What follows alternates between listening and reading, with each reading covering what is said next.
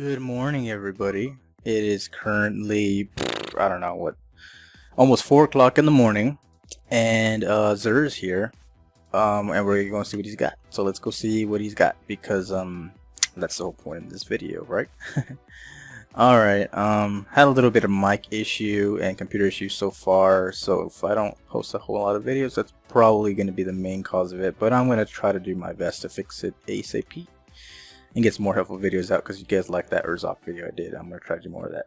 So Zer's going to be right here. Once you come in, you spawn in, you come down the left, come down the stairs, and you're going to pass like the shader lady and the new monarchy guy. Right before you get to speaker, you want to turn right to the left. And here he is, he's going to be here. We're going to check out what he's got really quickly because I can't stay up too late today. Alright, starting with the exotic gear, he's got rune wings again. So if you guys didn't pick them up last week, they're here, they're back. I believe the strength roll is, yeah, it's slower than the last week. Well, last week's 106 and this one is now 101. So if you missed out, you lost out about 5 strength. You know, ain't too bad, but sucks in the end. Bonuses on here are heavy element drops more often and contains more ammo in each drop. Causing damage with the melee reduces your grenade cooldown and increased reload speed with special weapons. Overall, these are amazing. I had second thoughts about these ruinings last week, but since the week has passed and leveled these up, I like them. I like them a lot.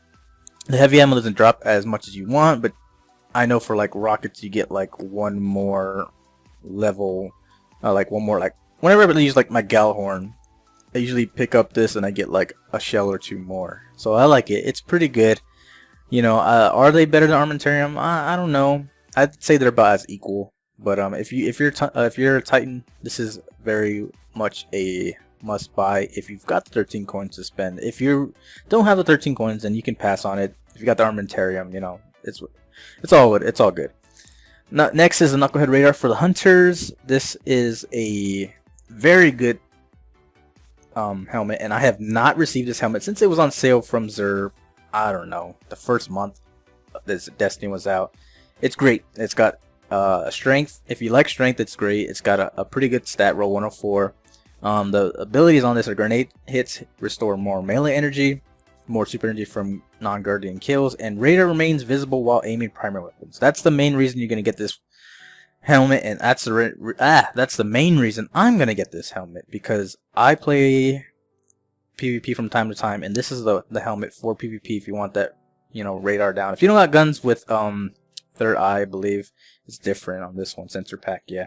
If you don't got any weapons with third eye, this is going to be the helmet for you for PvP hunters. It's pretty good, subclass neutral. You can use it with whatever one you want. You don't have to use a Blade Dancer or Gunslinger. Next we got Claws of Ahamkara. This is a very unique exotic, particularly because it's got 2 stats that I have not seen before on an exotic, which is Discipline and Strength. Both are pretty good stats. I like those. I mean, honestly, all 3 stats are good. I've been a fan of Discipline and Strength mostly, but let's go over to bonuses. Gain additional charge for Scorch and Energy Drain.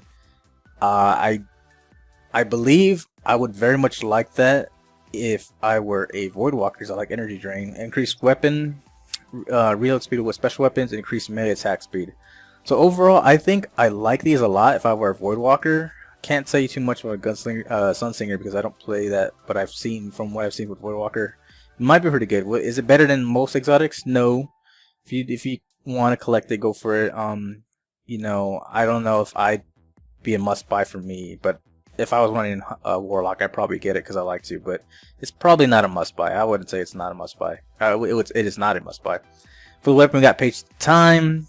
You know, it's 331 this week, so if you don't have a patient time and you play a lot of PvE, I'd say this is a pretty good sniper. But if you play PvP, it's not bad either, because it's got the third eye radar. You can see right here where he stays down. It's unique perk, patience and time. You gain like brief camouflage while aiming down the sight, so it's pretty good camper. It's pretty good sniper rifle altogether. I use it mostly for PvE and nightfalls and such like that. So it's also a very good weapon for the one bounty. I forget what it's called, but I'll probably link it on the page, on the video, for landing the final blow while invisible, but I think only hunters can get it anyway. But anyway, if you play a lot of PvE, this is great arc burn for the Nightfalls. So if you play a lot of PvE and you want something high with arc damage, this is a gun to get. Is it a must buy? No. I only picked it up recently because I wanted to upgrade my current patience and time, and Xur happens to have a sniper rifle telemetry, so I went and picked that up, and I'm going to scrap my other one. I used the shard, the exotic shard from the last one. I'll upgrade this one.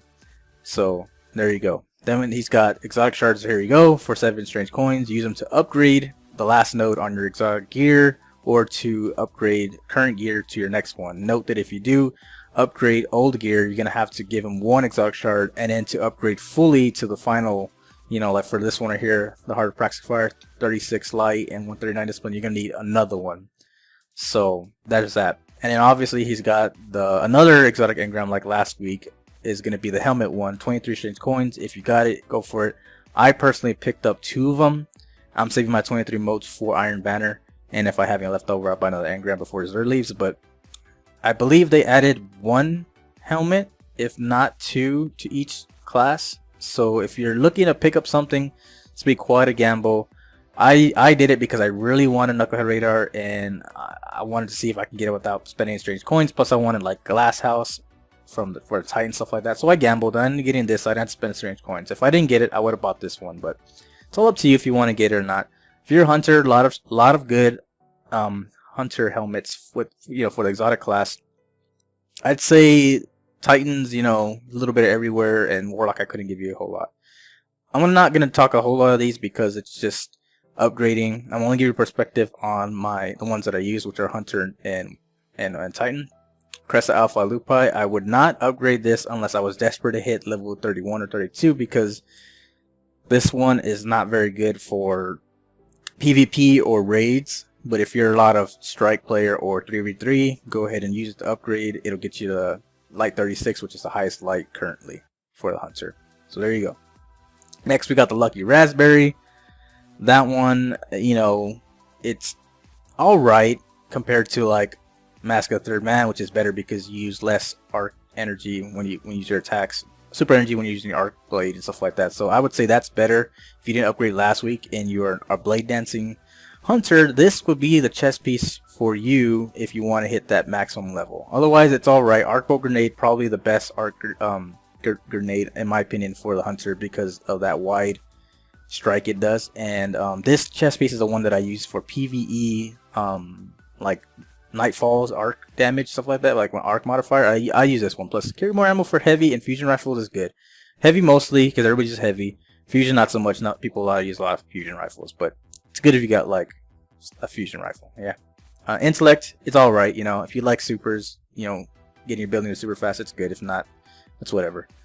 Crest Alpha Lupi for the Titan, which is basically the same thing as I would tell you from the last time. For this one, it's, you know, if you need to hit that perfect light level, then there you go. Same thing if you run 3v3 or lots of strikes. Everywhere else, it's not going to be that great. No backup plans. I believe I went over this last week, which is basically if you are a defender Titan mostly and you do a lot of PvE solo, this is going to be the one for you because it increases the duration of Force Barrier, which gives you more life and probably speed reload if you're running that. Increase melee attack speed, increase reload speed of special weapons. Other than that, strength is really good especially for Force Barrier. It's not going to be, it'll be alright for PvP. Alright, if you need to hit that magic level, you should have did Armamentarium or get Ruin Wings, but if you really like no backup plans, it's there. Not a recommendation from me. Heart of Praxic Fire, I can't really tell you too much, but I like the ability where it further decreases the ability's cooldowns while Radiance is active, and Heavy and Fusion Rifle carry more of that. I like that. I like Discipline. If I were a Sunsinger Warlock, I'd upgrade both of these. That's just my opinion if I were, but I couldn't tell you a whole lot. Sunbreakers, also good, especially for PvP, especially if you play a lot of control where you're throwing those grenades out, because its main thing is increase the duration of your solar grenade. Other than that, it's got increased reload speed with special weapons, melee hits replenish grenade energy. So if I had to prioritize one of these, you had both, I'd probably do Heart of the Praxic Fire first, and then that one, but that's just me.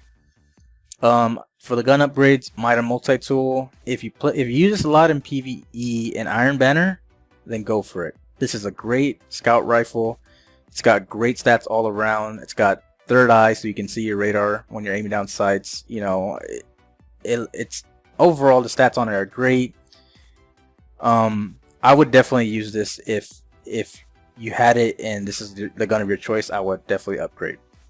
Thorn, great for both PvE and PvE. Now with the buff that it got, I'm actually going to upgrade my Thorn once I get it out of the vault off my other character.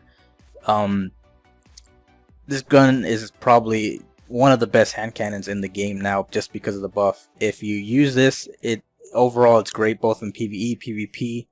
If this is your main gun, use it. If not, you can probably skip out on the Glimmer, Shard, and stuff like that. So like, if you use it a lot, obviously with all these guns, yes. But next is the Universal Remote. Don't have it, so I can't tell you much about it. I've heard mixed things, so I can't really go into detail. Heard it's good, I heard it's terrible. Yeah, I'll let you guys decide on your own if you think it's worth the upgrade or not. Plan C, I have it. I use it mostly for PvP. If you play a lot of Iron Banner, use it for mostly for Iron Banner and PvP, then I'd say maybe it's a toss-up. I don't really use it a lot in PvE. I use Patience and Time for like arc burn and stuff like that. So I would say it's all dependent on what you do, what you play, you know. So upgrade it if you want, don't if you don't need it. Super Good Advice is very terrible, especially with the buffs it got in the last one.